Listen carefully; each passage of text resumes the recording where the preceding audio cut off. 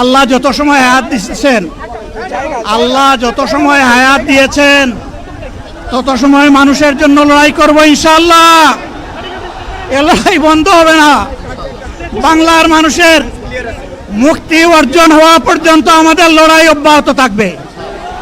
বলছিলাম, জামাতে ইসলামী যদি আল্লাহর ইচ্ছা এবং জনগণের ভালোবাসায় বাংলাদেশের মানুষের সেবা করার সুযোগ পায়, তাহলে মালিক হবে না, সেবক হবে ইনশাআল্লাহ। আজ আমি ঘোষণা দিচ্ছি, লক্ষ জনতাকে সাথে নিয়ে বাংলাদেশ জামাতে ইসলামী থেকে যারা আগামীতে সংসদ সদস্য হিসাবে নির্বাচিত হবেন, আরে আপনারা কথা বন্ধ করেন, আপনারা কথা বন্ধ করেন, সবাই বসে পড়েন, সবাই বসেন, বসেন, কেউ দাঁড়াবেন না, সবাই বসেন।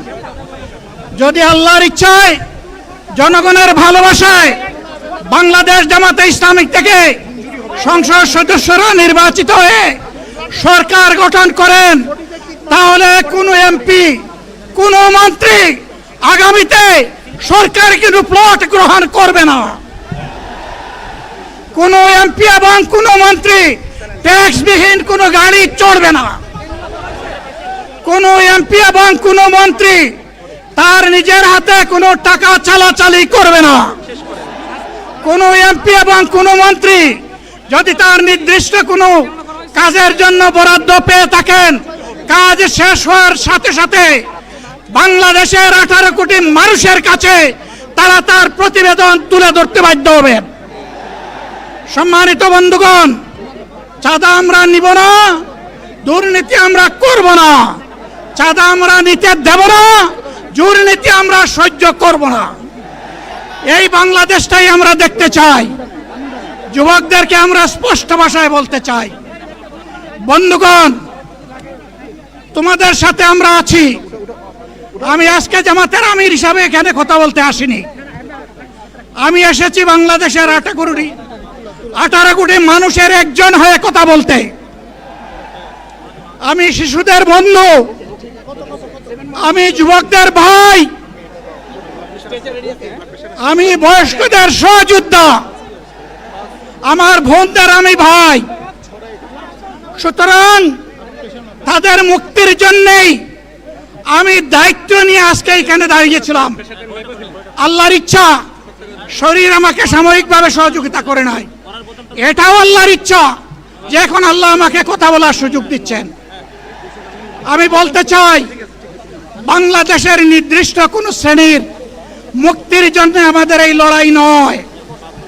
রাস্তার একজন পরিচ্ছন্নতা কর্মী, চা বাগানের একজন শ্রমিক,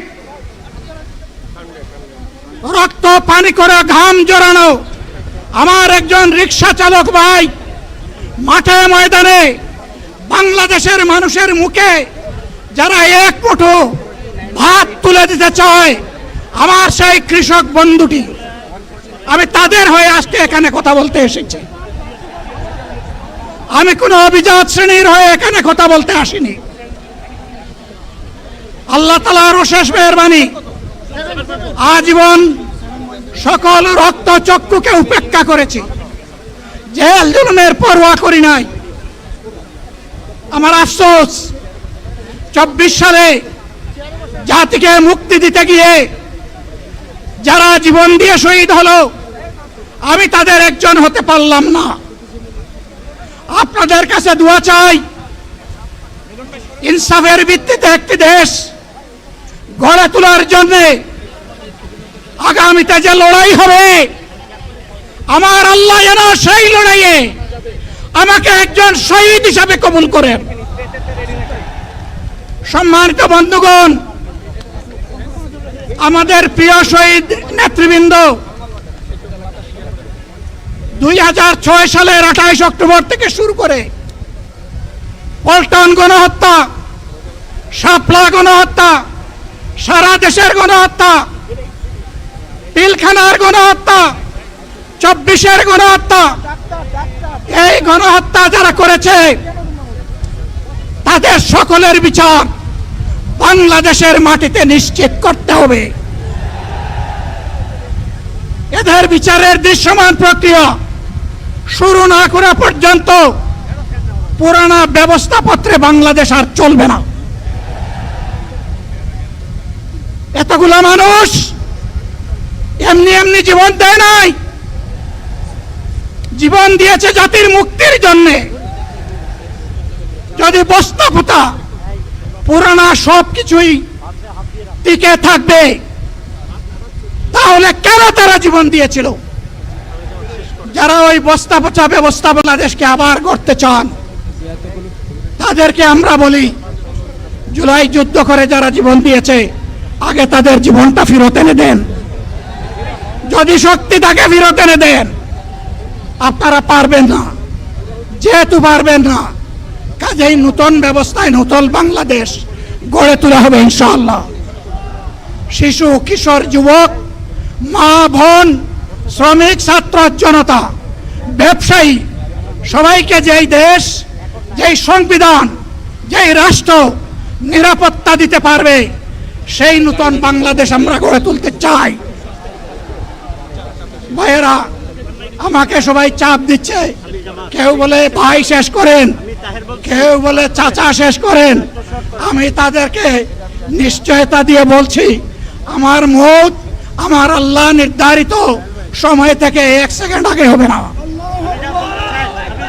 এবং হায়াত যা দিয়েছেন তার 1 সেকেন্ড আগেও আমি যাব না। অতএব মহান আল্লাহর কাছে আবারও তৌফিক চাই। আপনাদের কাছে যে কষ্ট হয়েছে, আপনারা, আমি তো এখানে শান্তিতে বসাচ্ছিলাম, আর চতুর্দিকে শুধু দৃষ্টি বুলাচ্ছিলাম। কি কষ্ট হচ্ছে আমার ভাইদের। প্রিয় ভাইরা, এই কষ্ট আল্লাহর জন্য। এই কষ্ট কার জন্য? ইনশাআল্লাহ আল্লাহ তাআলা আপনাদেরকে তার উপযুক্ত জাযা দুনিয়ায় দিবেন, আখিরাতে দিবেন। আপনাদের এই ত্যাগের বিনিময়ে নতুন বাংলাদেশ আমরা পেয়ে যাব। আসুন সেই নতুন বাংলাদেশের জন্য একবার স্লোগান দিয়ে শেষ করি, নারায়ে তাকবীর। আসসালামু আলাইকুম ওয়া রাহমাতুল্লাহ।